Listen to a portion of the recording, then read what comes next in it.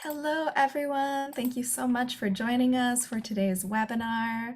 I'd love to tell you about some upcoming webinars and courses coming up soon.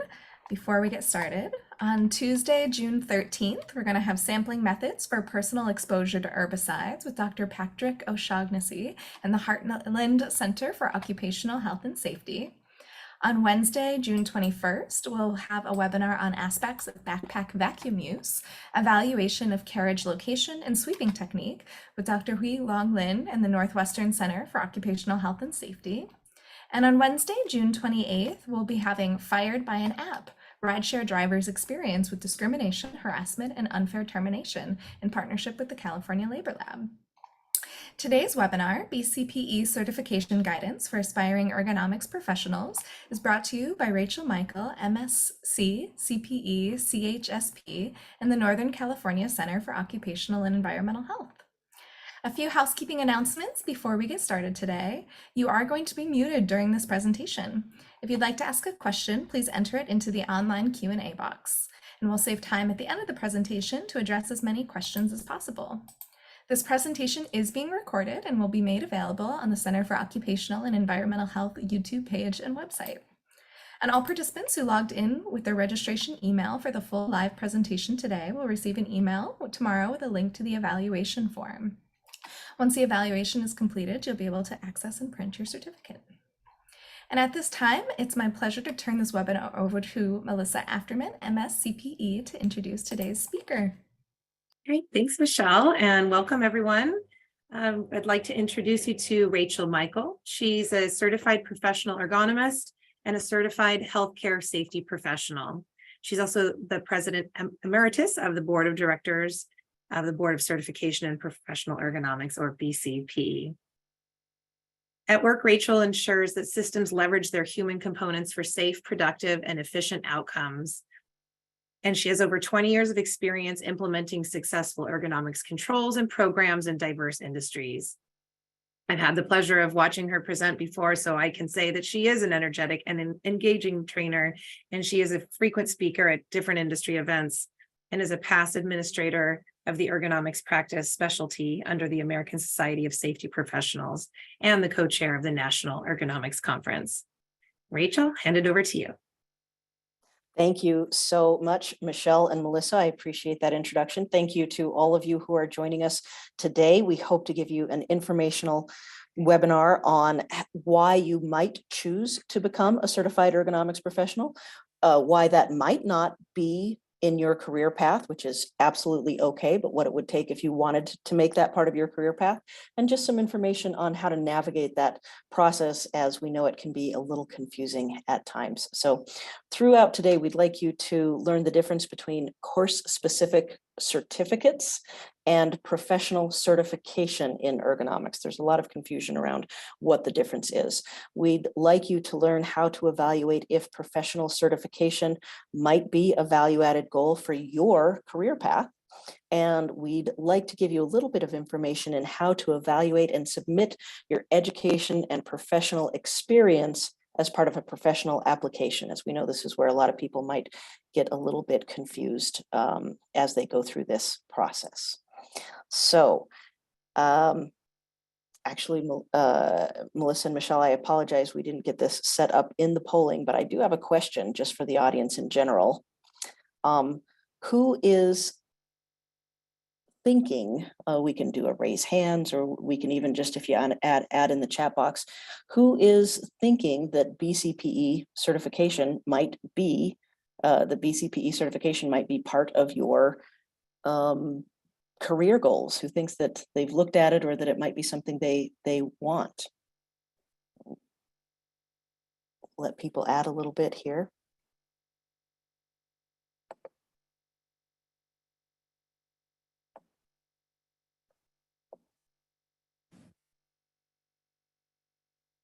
Thanks, Michelle. You can enter the answer here, or so we've got some people that are already looking at it. They've already gotten into it. They've planned to apply in the future. Excellent. Thinking about it. Yes. Oh, we've got an AEP here, wondering if it might be right for me. hoping to apply this year. Let's see, what are we, halfway through the year? Could still sit for the exam this year. Already applied. Mentor support, trying to decide if it's right. Okay, so we've got a lot of people that are right in that spot that you're maybe not even sure, or as you get through it, you might see a little bit more if that's going to fit for you. Struggling, oh, that's what we want to help you with today. And in the future, you'll have a good setup. Intimidated by the exam. Yes, there is an exam, but we'll give you some examples actually at the end of this presentation. So thank you for that participation. I appreciate that. So the BCPE, which is the Board of Certification in Professional Ergonomics, provides comprehensive professional certification in ergonomics, human factors, and user experience. You'll see those in a professional certification listed as CPE. Melissa and myself has this designation, Certified Professional Ergonomist. You'll see it listed as CHFP, Certified Human Factors Professional, or CUXP, Certified User Experience Professional. So these three all have the same application process and the same exam, because the definition that we use for ergonomics is that it's a comprehensive science-based, evidence-based science looking at human abilities, human limitations, and human characteristics that are relevant to design. Within our professional scope, we've seen that ergonomics has kind of found itself to be a little bit more focused on the physical ergonomics. We've seen human factors a little bit more focused on the cognitive ergonomics, and user experience really a little bit more focused in some of the heuristics, design of software applications and usability, things like that. But the idea is that they all require the same base level of knowledge, and that's what makes a professional ergonomist as opposed to someone who has a certificate in one aspect of it, say a certificate in usability for a certain software program, or a certificate in applying ergonomics to office workstation evaluations. When you're a professional, we're really saying you have this broad scope of both education and experience, and that's what differentiates you and makes you a professional, as opposed to just a certificate holder in one smaller specialty. And I see a little bit of chatter in the chat about the CHSP, the Certified Healthcare Safety Professional, which is a designation I have, but it's not part of the BCPE provided designation. So the BCPE provided designations are CPE, Certified Professional Ergonomist, CHFP, Certified Human Factors Professional, and CUXP, Certified User Experience Professional. And those are the designations that are there. There is an interim designation, the Associate Ergonomics Professional, with the others, and that is a temporary placeholder for those that have come from a graduate program but have not yet met the professional experience requirements. We don't expect you to have 5 years of experience when you've just graduated. So you can only hold that for a short time after graduation while you gain that experience. And it's not something that you can have interim. You can't apply for only the Associate Ergonomics Professional position. It's really just a placeholder for those that have recently graduated but have not yet gotten the professional experience. A lot of us who come to the profession, or a lot of people that come to the profession, actually have a lot of work experience. You aren't transitioning right after grad school. You've been involved in the broad field of ergonomics or user interface design or occupational health and safety, and you are finding yourself approaching ergonomics more and more, getting involved in more ergonomics-based projects, but you're not a recent graduate. So there's not a need for you to stop with that associate or to start with that associate level certification. You're going to go right into that professional level certification because you already have the experience of working in the profession. So is BCPE certification the right path for you and your career? Here's a way to look at it. Do you practice ergonomics in a full-time capacity?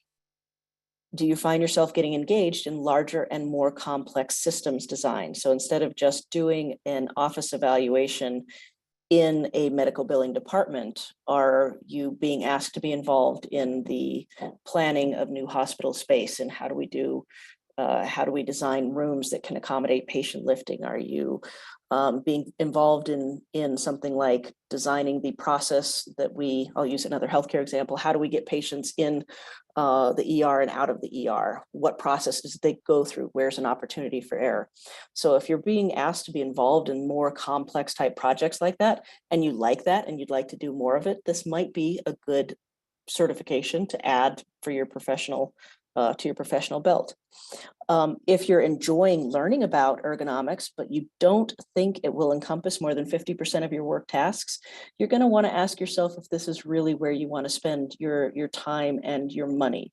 So the certification is an accredited certification, which means the BCPE has to submit reports. It has to be updated. You're going to have to maintain continuing education. And part of that continuing education is continuing to work in the field. So if you are, for example, part of a health and safety team and you do a lot of maybe industrial hygiene, you do a lot of sampling, and every so often you're asked to be involved in an ergonomics project or maybe an assessment of a workstation, you are going to want to ask yourself if it's worth the amount of continuing education you would need to maintain this type of certification professionally, if you really don't think that that's where you are going to land professionally. However, we have a great community of absolute geeks about ergonomics, myself included. I'll include Melissa in this one too. We really do enjoy it. This is our career. This is what we do. This is the majority of what we do. And the certification is important for us to maintain and be a part of that professional group. So what's the difference between certification and certificate? The Occupational Health Center offers a certificate as well. And a number of organizations, private organizations, offer certificates. Some companies, some of the larger manufacturing companies, offer certificates. And we've started to see some of the new wearables, things that do biomechanical monitoring, offer certificates. And what this means is that we are testing a skill. We are testing if you know how to use our company's assessment software, or maybe our company's assessment form. It's a very narrow skill, and there are specific learning objectives and an outcome that is assessed. Certification, as opposed to a certificate, is designed to test the knowledge, skills, and abilities required to perform in a particular field. If we were to use tax accounting and services as an example, the same organization that provides the accreditation of the CPA, Certified Professional Accountant, is the same accreditation society that the BCPE has to apply to have the certification accredited. Instead of saying you know how to fill out one tax form, which would be maybe a certificate, it's saying you know the broad knowledge, you know how to problem solve, you know solutions, you know how to come in and say this is advantageous, this is maybe not advantageous. And we're really testing that you have that full background knowledge and experience. And that's the difference between the certification and the certificate. If you are enjoying learning about ergonomics, you think you might want to expand a little bit, definitely check with your employer, see if there is a certificate for the work they're doing.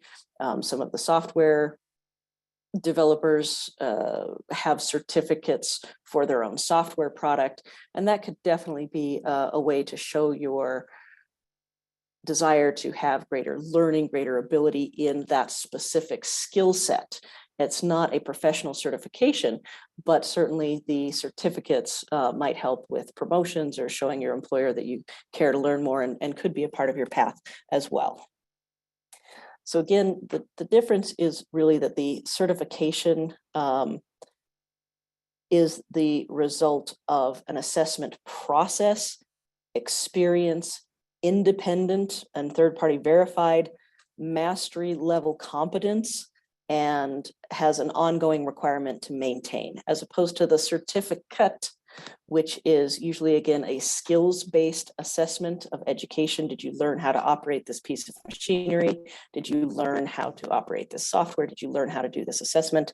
And it may or may not require any continuing education, usually not, and it's often provided by the same company or, for example, your employer, their own internal ergonomics review process, or the provider of the product or service. So for BCPE, we're talking about the broad assessment of process, skills, and education.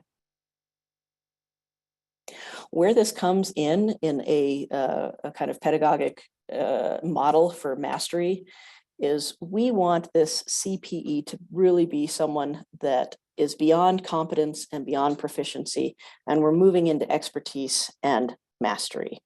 We are going to say that a professional in this organization is someone who might be called upon to provide expert witness testimony, might be called upon to be part of design affecting people, we hope, and making them better. So we really do want to see that broad level of experience and education when we're talking about more complex designs and systems design, as opposed to individual program, experiment or workstation design. So that's where we want to see the difference between CPE. Again, doesn't mean that everybody on this call wants to have ergonomics be their profession and where they spend their time and their continuing education hours and their conferences. But if you do, this is what we're expecting from a certified professional ergonomist, human factors specialist, or user experience. What does a professional ergonomist, human factors professional, or user experience person do? They participate in systems design, making sure that we have safe and effective systems for human use. We may create or combine assessment techniques based on the system requirements, and we're going to perform analysis and research of human performance to support system design. And this is a little bit different than saying I'm going out with a checklist that I learned and I'm seeing what matches the checklist. So the fundamental characteristics of the user experience, human factors, ergonomics profession is we take a systems approach. We are design driven, and we focus on two relatable outcomes, performance and well-being. When you go to submit your professional experience for consideration to sit the exam, we really want to see you showcase how your projects and your experience have met this criteria. As opposed to I took my employer's checklist out and did what the checklist told me. How are we taking a systems approach? How are we affecting design, and how are we relating that design change to employee performance and well-being, or human performance and well-being? These are some of the companies that recognize BCPE credentials. And when we say recognize BCPE credentials, we mean they will advertise in the BCPE job bank. They will note in senior level ergonomics, human factors, user experience positions that they prefer a candidate with BCPE certification. And the leaders of projects, not everyone on the teams, but the leaders of these projects are often BCPE certified individuals at these organizations. Additionally, if you thought your career path would take you to a consulting career outside of an individual organization, a lot of the top consultants that you see will also note a preference for BCPE credentialed applicants over those that don't. BCPE is the gold standard of the HFE certification, and it's the largest certification in its class. It was the first certification recognized by the IEA, the International Ergonomics Association, as an accredited ergonomic certification organization. And the ABIH, American Board of Industrial Hygiene, as well as some others, recognize BCPE as the certifying body for the HFE profession. There's a lot that goes into maintaining the integrity of exam, of questions, of privacy, of bookkeeping, of financials, that all has to be submitted to this accrediting organization so that it's a fair, so that it's an appropriate design. And we've got a couple of slides that talk about the third-party verifications of the core competencies and why that's important to the exam as well. So why would you choose, if you've decided, okay, I do think I want to make ergonomics my career, I just love it so much, why would you want to get the certification? It does enhance credibility. It is recognized by companies and peers. We've got some salary information coming on the next couple of slides that show that there is the opportunity to have higher earning potential. It differentiates from other competitors, and it can provide enhanced job opportunities. We'll call it enriched professional lives, because you get to have a community with others. Their BCP is always looking for volunteers. So if you're of a mindset that you'd like to give back to kind of that community or that career path, there's going to be opportunities for you to do that as well. Top 3 benefits cited by employers. Independent verification of competency, so you're not concerned about if there was some questionable payments to the person making the evaluation. No, independent verification of competency, greater productivity and efficiency, and higher quality of work, because we know that you have a base level of education and professional experience. You're not out having to start the wheel new every time, because you have these base levels. The ergonomist, human factors engineer, is a searchable category in payscale.com, and you can see here that those show some ranges for the salaries you can expect if you choose to make this a career for yourself, and another from payscale.com on kind of the average base salary for someone within that type of position. So what are the elements to certification? The first piece is education. We have a base level of education. Then we have work experience. We take the exam, and I saw in the comments that some of you said you've already applied for the exam, or you're looking forward to taking the exam, or maybe not looking forward to taking the exam, but looking forward to getting through that.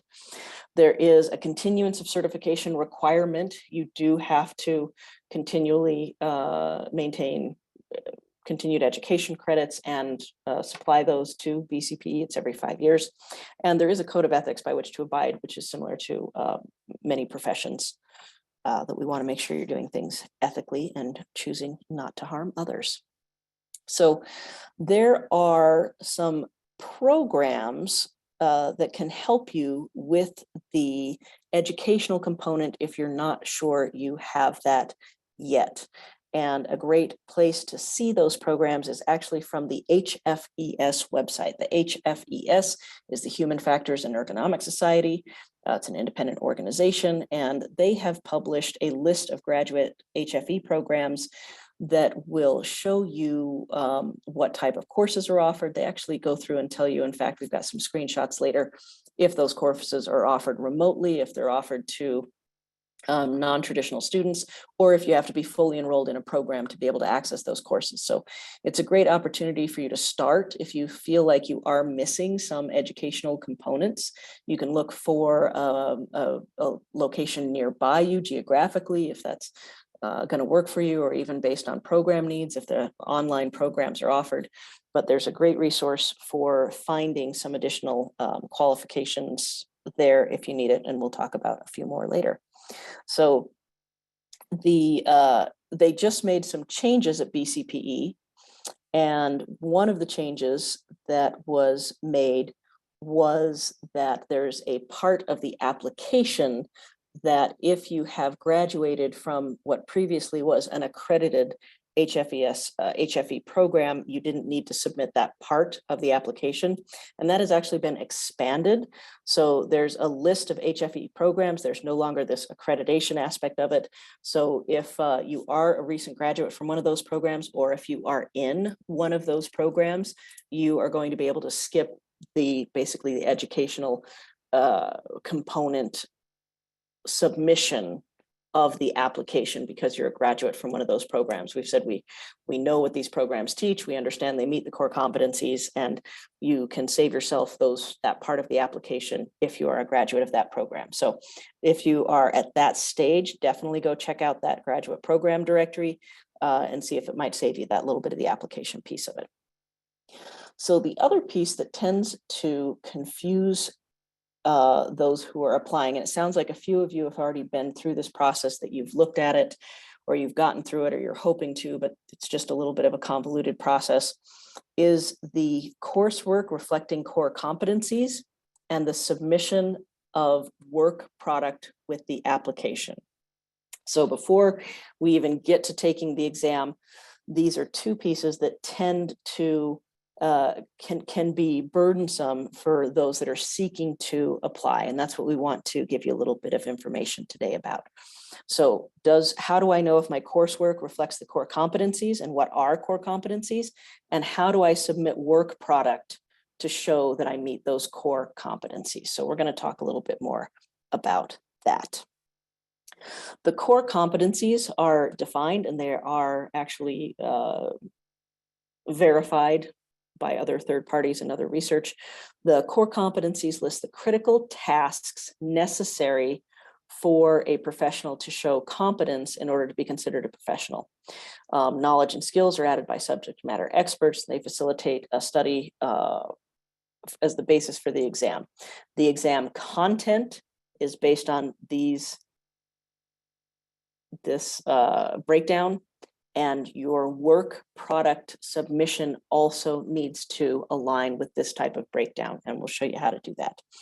But we've got analyze, design, and integrate. So have you learned how to analyze situations, environments, products? Have you learned how to design environment, systems, products? And have you learned how to integrate your information between what you've analyzed and what you've designed to create, implement, and validate systems, environments that lead to greater human performance? So what do we mean by analysis? What do we mean by design? And what do we mean by integrate? These core competencies and further summaries of them are listed on the BCPE website. There's actually a lot of information there. So if you haven't visited recently, please go to the BCPE website, bcpe.org.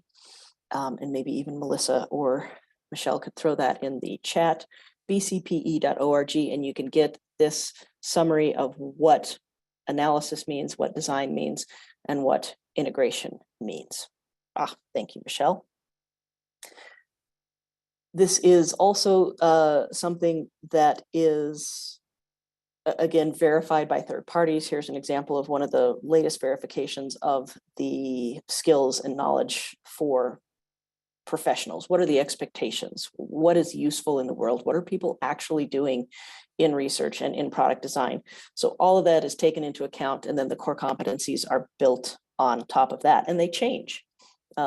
There's a process for reviewing them at increments, and they have changed. They've changed as our profession has evolved. They've changed as we've had new technologies come in. So those core competencies do change, and the continuing education and continued maintenance of the certification reflects those changes in core competencies. The core competencies provide a roadmap for continuous improvement and professional development. The employers have confirmed that these are the elements that they are asking people to do when they have these titles. And what the first part of the application process asks you to do is map your educational experience and coursework against the educational requirements.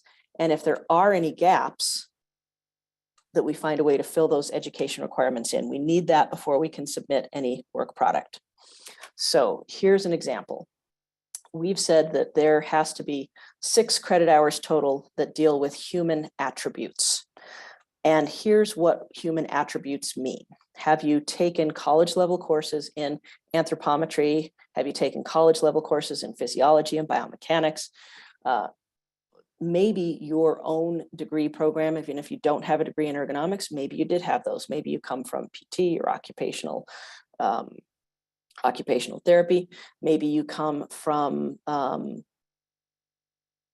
industrial psychology or something else. But in that BCPE website, you're going to find a list of all the core requirements for education. And then you map your credit hours, and there's a conversion included in the materials on BCPE.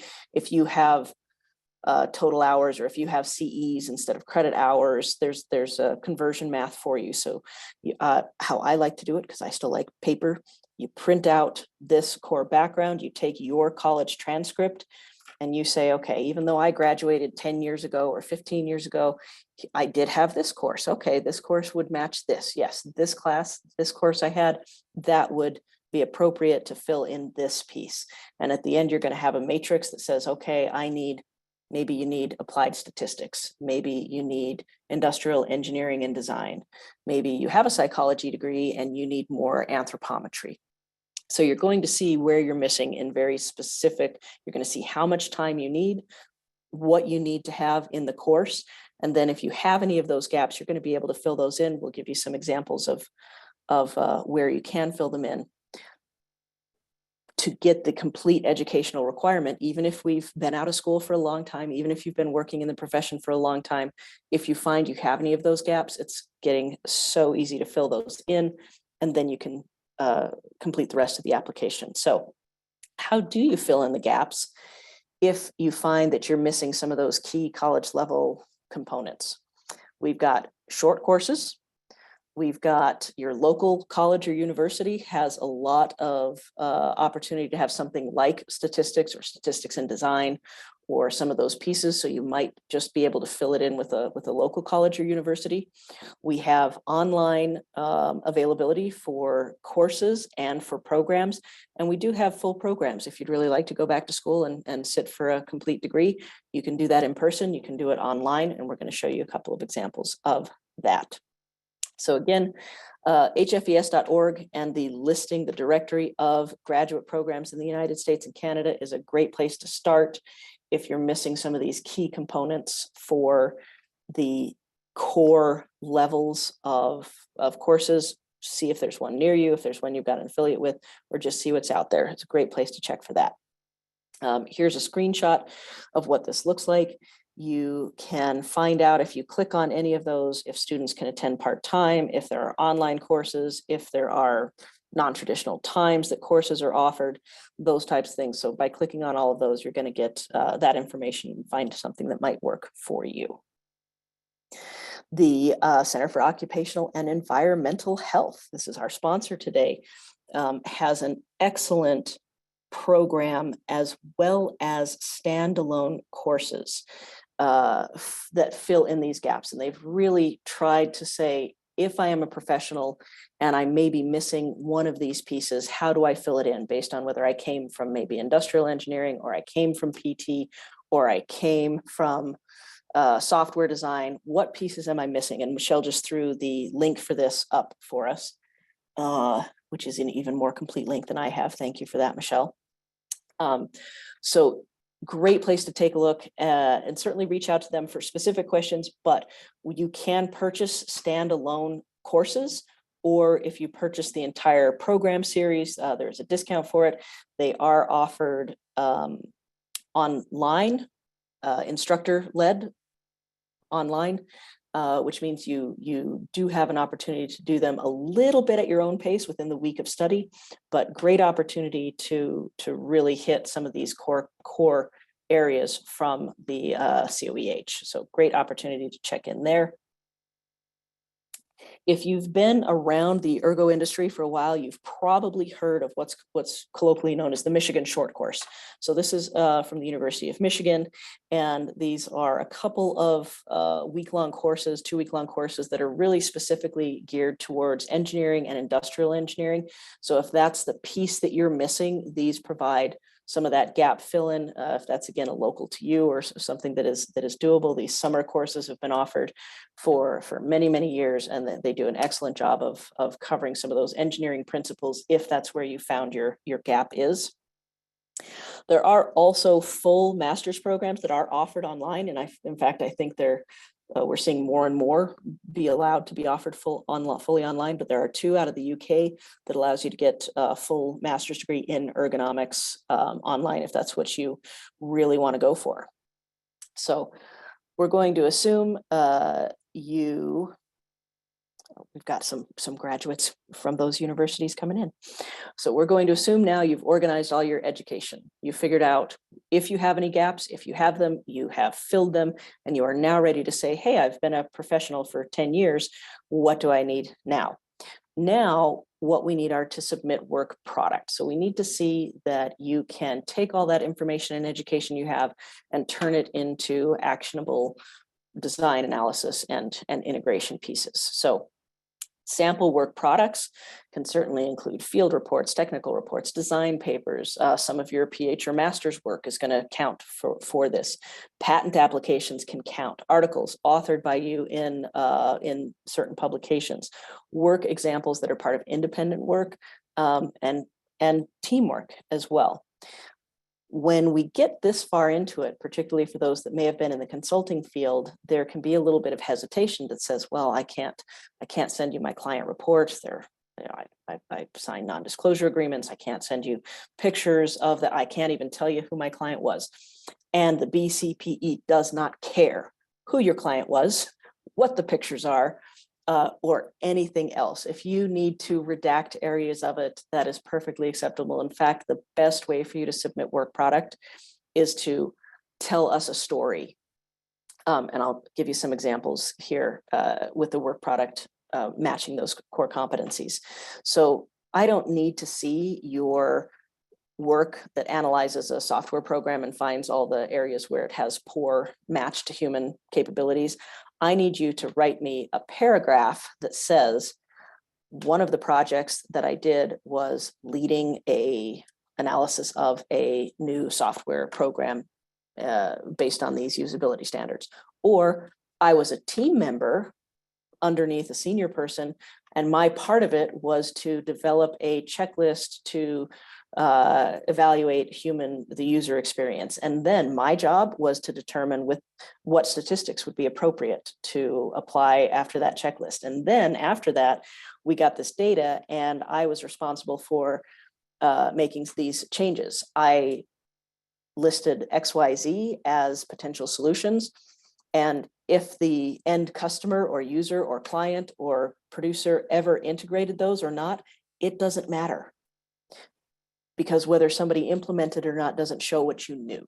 So give us the analysis, tell us the story, narrate it for us, and then just give us an example saying, here is the example of this final statistical analysis, take away all the pictures, take away any client names, and show us, here's what I did. Here's why I chose an XYZ test. Here's why I chose to make the recommendation of the font size be this, or whatever it is, but tell us how what you're showing us fits the core competencies of design, analysis, and integration. Take it from multiple sources. Don't send us 100 reports that say, see all the work I've done. Say, here's an example of how I did analysis. On another project, here's an example of how I did design. On another process, or maybe part of the same process, here's an example of what I did that shows I can integrate these two pieces. Again, whether it ever gets bought by an end user or implemented by a company, it shows that you have the knowledge, and you can absolutely redact pictures, company names. We're not looking for your reports. We're looking for the demonstration of the core competencies and narrate the story for us that takes it through. Again, work performed by government or industry is often confidential. Anybody that works with BCPE signs a non-disclosure as well, but you can edit the work products. We just want to see, and this can more easily be done when you tell us what to look for. What part did you have in it? And it really reduces the idea for, or the opportunity for your application to be delayed because we send it back and say, hey, you sent me a bunch of reports, but like, did you do this work, or was it a team, or was it, what part did you do? So tell us where you did the work, and that's going to make it a lot smoother for you. So again, the work product must align with these core competencies, which means 40%, the biggest piece of it is design.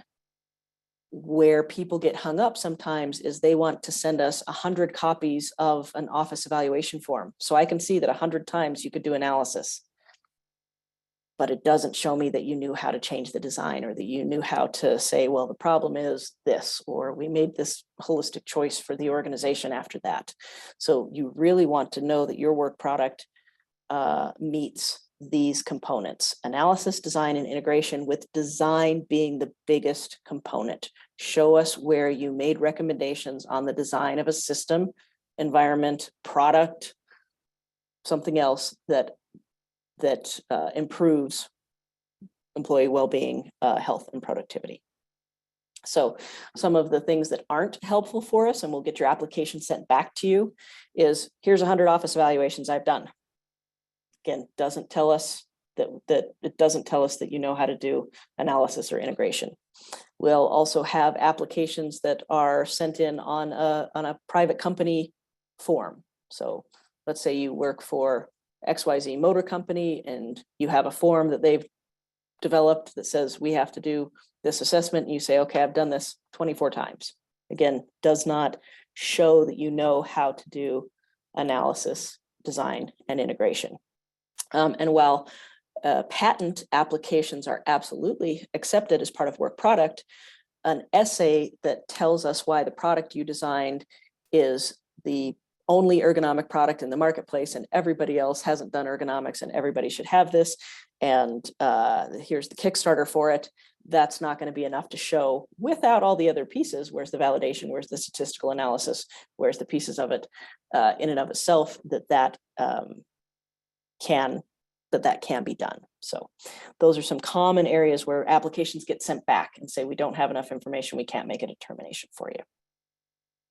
There is a mentoring program at the BCPE. You can sign up for a mentor through bcpe.org and the mentoring program. And if you would like to mentor others through your after you've gone through it, I know everyone appreciates having someone who recently went through it and kind of sharing in those struggles. A little bit about how many there are. The certification was launched in 1992, and there are just about 1,600 people with the certification. It is most of them are in the US, though there are all over the world. You can actually take the exam all over the world. There are a number of test centers now that it's online. You don't have to take it the old way when we had to do it at a conference or something else. So it is all online. If you have a general testing center near you or a university near you, you're going to be able to take this test when you have met all the requirements and get the invitation to sit for the exam. So once you've met the coursework and the work experience requirements, you're ready to submit an application. If approved, you'll be able to sit for the exam. Again, it's available at online testing centers around the world.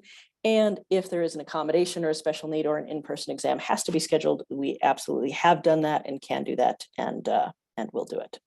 So I'm going to skip that, but what I will do is take us through some example questions that are similar to those used in the exam. So I'm just going to read them and give you a minute to see what you would answer. Systems integrator is designing I have something over my screen, control, and asks about the considerations that would go into grouping controls. If you've recently done Ergo 101, you'll know there's an entire chapter called grouping of controls. Which of the following is not typically a consideration when grouping? You have 4 options.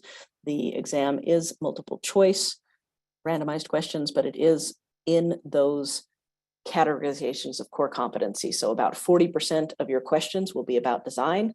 About 38% of your questions will be about analysis, and about, what did that give us, the other piece? 20+% will be about integration and validation of those 2 pieces, and maybe a professional ethics question thrown in.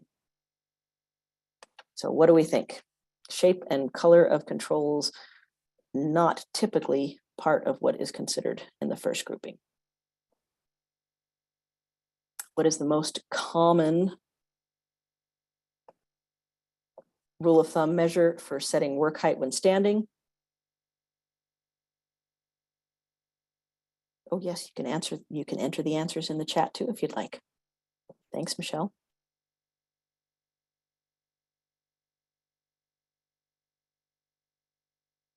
We've got a couple of different answers. We are looking for C, elbow height on this one. There is concern that a worker might experience carpal tunnel syndrome. Which strategy will provide the least benefit? These sample questions are available on the BCPE website as well.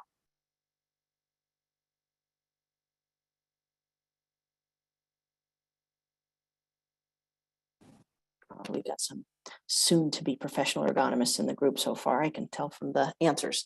The least effective strategy is one that uses PPE, which we know on our hierarchy of controls is not going to be the most effective way to reduce exposure or risk.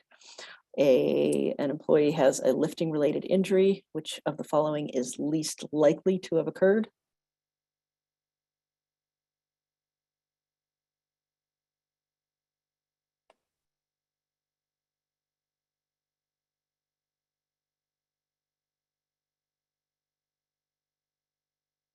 You guys are good. Nobody needs to be afraid of the exam in this group. You're getting this.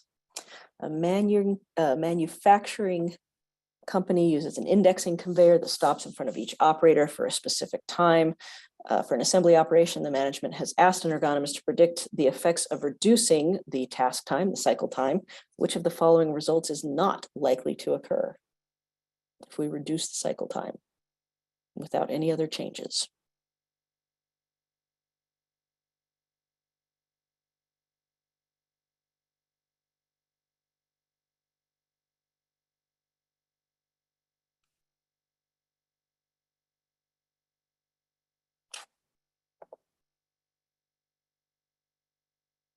It's not likely that we'll get increased productivity and increased worker morale while speeding that up and not giving us enough time to complete that task while we work our bodies. Which of the following is not one of Jacob Nielsen's original 10 design heuristics?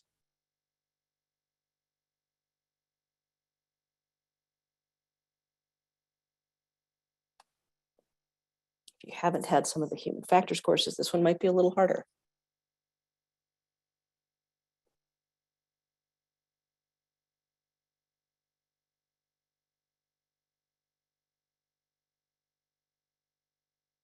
Yeah, the comment says, I don't remember. I know sometimes we have to go back to our textbooks.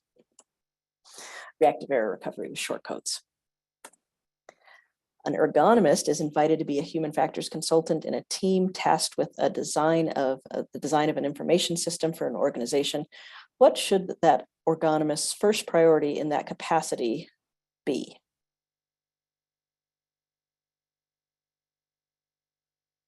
You're going to design an information system for an organization.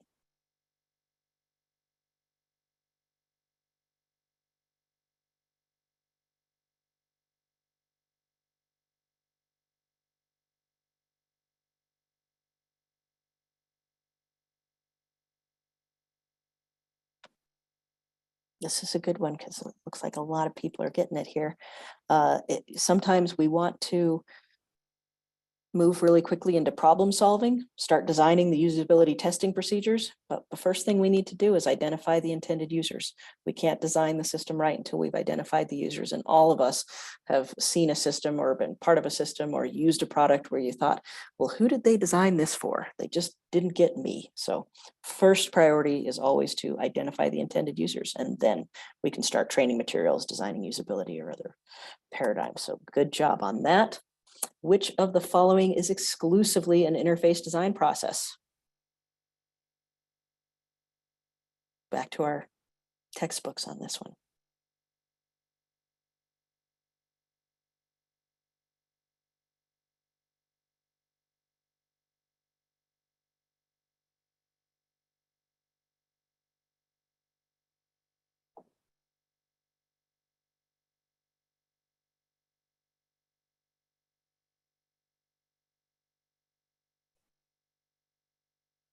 A little bit more mixed to the answers there. User-centered process. For which industry did the Occupational Safety and Health Administration develop its first written ergonomics guideline?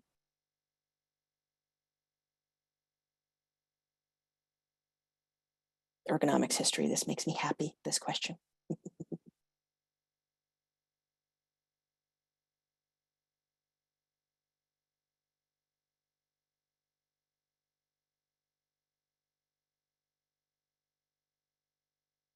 In 1991, OSHA published its ergonomic guidelines for the meatpacking industry. Last one, which of the following components does the National Institute for Occupational Safety and Health, NIOSH, lifting equation not take into account? So here's one of our analysis questions. What does the NIOSH lifting equation not take into account? When I was in school, I had a mnemonic for the NIOSH lifting equation. I'll put it in the chat later. Twisting, acceleration, coupling, or load lifted, which one is not one of our variables?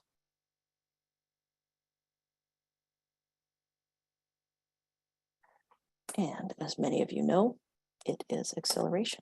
So, Melissa, we are going to open up the question section. And if anybody needs anything or needs to go back to a slide or has questions, please let me know. Otherwise, I'll let you take it from there. Yes, great. Thank you. That was super, super informative. We have a lot of questions, so we're going to try and get through them here. Some of them we've been answering as, you know, through the Q&A panel, but we'll start. I'm going to start with a quick one. The question about if you've gone to a school that is on the approved list, which you mentioned means that you don't have to fill out the educational requirements part of the application. Does it matter how long ago you went through that school? And then I might also just ask you to speak about like the specific program that you graduated from at that school. It does matter when you graduated from that program. And if you have a question about a specific program, the program, for example, that I graduated from doesn't exist anymore.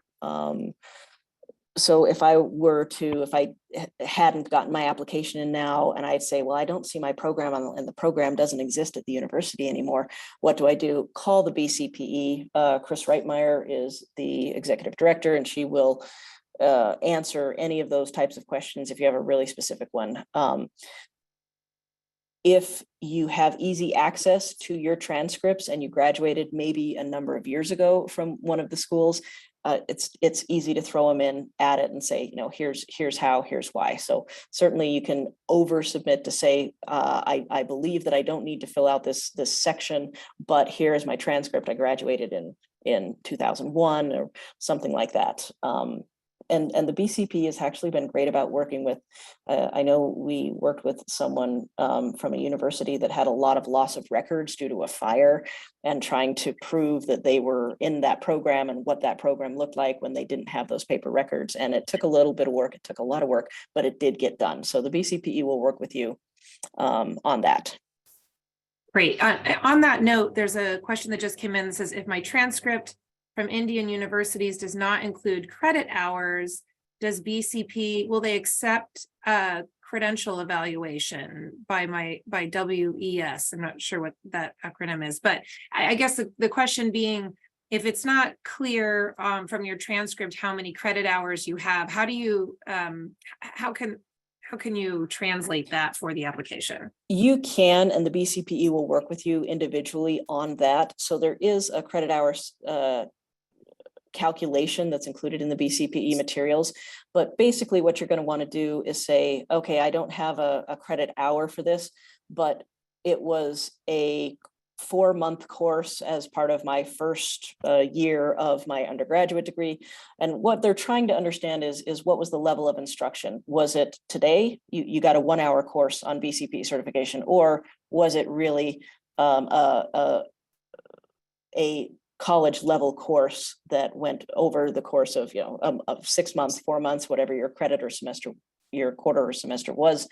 And also if you have a syllabus or a description of that course, because sometimes courses say, oh, I'll pick a bad one. Human computer interaction, well, no, or something like that. But then the description says, we're going to be looking at the historical place for human computer interaction. And it's not really maybe the design-based one, but if there's a syllabus or if there's a course description that says, we're looking at industrial systems design. Okay, what does that mean? Oh, we're looking at how humans fit. We're looking at, yes, how to design with the psychology of humans in mind. So if it's kind of a maybe nebulous title, if there's a description, or if you can even write and say, in this course, this is what the focus was on, this is what I learned, and this is how long I was in the course moving through the program. Mm-hmm. Okay, great. Thank you. There's a few questions about the exam. How many questions are on the exam, or how long is it? Ooh, okay, I will caveat this by saying, don't quote this exactly. I think you get, if you don't have any additional accommodations, you get a 3-hour window to take Right. the exam. There's 125 questions. And you can see the pass-fail stats in the quarterly newsletter at BCPE. You can see how many people took the test, what the pass-fail rate is. You'll be notified by a letter afterwards if you passed or failed, and it's not provided right on the computer at the time.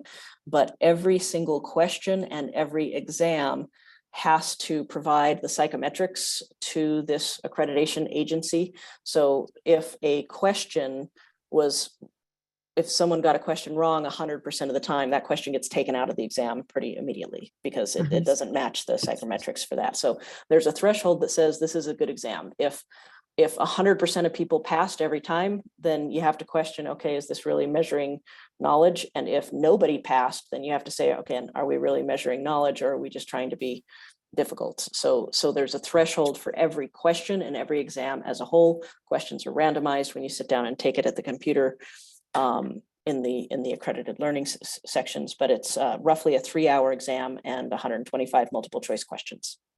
And passing grade is 70%, or what's a passing grade? I am not going to comment on that because I don't want to say the wrong thing as it is, but it's in line with other, like the CPA examination and things like that. That is it. Okay. But I'm not. I can't say for certain that that's the number. Okay, great. Thank you. And if somebody doesn't get certified on their first attempt, what's the process for trying again? Oh, that's a good question. So you do have a period where you have a reduced fee to retake the exam.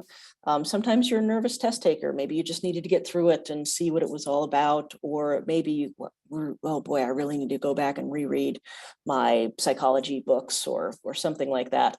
If you retake it within the time period, and that time period you'll be made aware of in the application if you're for the fall or the spring exam cycle, then you get a waived fee. If you need a year to study or to come up with it, you just have to pay the exam fee again, but you don't have to pay the application or the process fee again. And if somebody wanted to sit for the spring exam, they could apply now, kind of get everything in, but sit and sit at the exam later, or how does that work? So the deadlines are posted on the BCP webpage. If you submit between these dates, then you're taking the fall exam. If you submit between these dates, then you're taking kind of the spring exam. And that's really just a designation to allow all the volunteers behind the scene to have a cutoff date to kind of batch. This is the work product that we're looking to get done to say yes, so that you have time to schedule and do that, as opposed to if an application comes in 3 weeks before, that might get pushed to the next one, because we're really trying to get these applications that have been here for a few weeks done and processed, so that we can let that person know that they're able to sit for it. So there is a schedule for getting the application in, and then kind of when your exam window is open, and that's really to manage again the workload of the volunteers that do this behind the scenes work. And the BCP is great at working with you. If you say, hey, I had a baby in the middle of my exam window and that had some complications, can I please get it moved? Like, absolutely, call BCPE, work with them, reach out to them, and they're going to do as much as they can to help make those accommodations. So this is a question that the specific question says, which certification should we select from CPE, CHSP, or CUXP, since these certifications require courses from all the breadth of HFE? And I guess you can answer that, but specifically maybe address that. From my understanding, the exam covers, the breadth of the, of HF, all the human factors ergonomics. So, but you can choose whichever of the certification you want, but the exam is the same no matter which certification you're choosing. Yes, that right? is Okay. exactly correct. The submission process, the education, the core competency, and the exam is the same. The designations really came out of, as this has been going again since 1992, from the desire of those in the profession to be a little bit distinguished. So It started as just the CPE, and then some practitioners within the scope of human factors, which again kind of tends to go a little bit more to those cognitive elements of design. They said, look, people think ergonomics is all about lifting, and I'm not really doing lifting. I'm doing industrial psychology. I'm trying to process how adult people learn with all of these new tablets. And I would really like my peers to know that I'm a certified human factors professional. And we said, okay, then you get to choose to have certified human factors professional. And then after that, the user experience, they said, well, you know what, we're doing these specialized things, and technology has grown so much, and I'm really not doing industrial psychology, and I'm certainly not doing lifting, but it's the same idea of how do I design a system that is going to make a human safe? How much interaction with a robot can I expect a human to deal with, these things? And they said, I really want to be seen as a user experience professional. I don't want to be called an ergonomist because they think I'm doing lifting. And so the designations were born out of a response to the profession and the working professionals saying, this is how I would like to be recognized. You have to choose one. If you would like to change at some point in career, let's say you started doing software design and then you moved into hardware design and now you want to change, you can do that change. There's a small fee associated with it. It's updating the records to show that, but you don't get to say, today I'm CPE and tomorrow I'm going to bid on a project and I want to be CHFP for tomorrow's project, and next week I'm going to call myself CUXP. Like, you pick one and you kind of go with it. And the trend, I guess I'd say informally, that I would say we've seen is kind of your job after college. So where did you start, or how did you get involved in this? Did you come into it and right away start doing more human factors? Did you come into it and right away start doing more physical ergonomics? And that's kind of how you built your experience. Then that work product you submit would show that, and then people tend to align the designation they want with their experience. Yes. Well, so I realize that we're over the hour, but several people have asked this. So, and I'm apologizing. I don't think we're going to be able to get to everyone's questions. So if there are questions, it looks like you can email them to Rachel directly. You can note her email address there. But this is the last one I'll ask you, and we'll go out on this one. How best to prepare for the exam? So a lot of people are asking, how can I study? What kind of strategies should I take? So maybe you can just finish with that. Yes, that's a great question. So if you had previously visited the BCPE website for this, you may have noticed there was a list of references. And some of the feedback we got was, your list of references is about 80 books. Which ones? Like, which ones? So now, if you go to the BCPE website, you'll see a list of references for the exam, and you're going to see a condensed list. And after that, you're going to see a broad list of references. That condensed list, the top, are textbooks and references from which a specific question on the exam has been created.